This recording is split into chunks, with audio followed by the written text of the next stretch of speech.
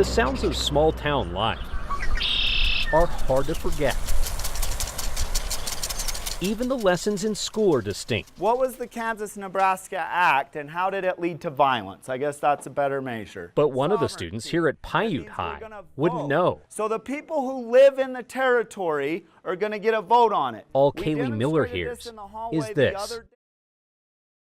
I never learned to lip read or speak. I've always signed. Though Miller is proficient in sign language, the complexity of some subjects It involved more into like a debate. can be a handful to a deaf student. So for pro-slavery people, what do you think this looked like? Explain. That's where an extra set of eyes and ears comes in handy. How are the two groups similar and how are they different? Emily Longshore is an interpreter who works from long distance. What was the cause of the second Great Awakening? More than 160 miles away, Sorry, I'm looking, trying to find where it says. Longshore takes what's being said in the classroom So what was the important thing that influenced this election? and she translates it back live to Miller through her tablet. Some of our students who live in remote areas don't have access, right, to any type of interpreter. The Utah Schools for the Deaf and the Blind now reach their most distant students through video conferencing. We know what the classes will be talking about, make sure that we are researching so we know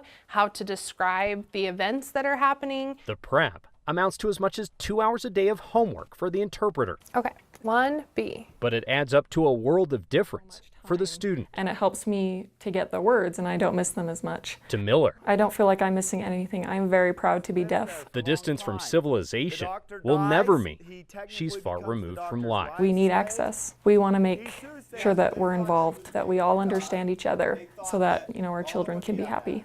The Utah Schools for the Deaf and Blind say they help roughly 1,800 visually and hearing impaired kids around the state, and most of them live outside the metro area, so they have to be creative. There's just one more option, thanks to technology. In Junction, Utah, Andrew Adams, KSL 5 News.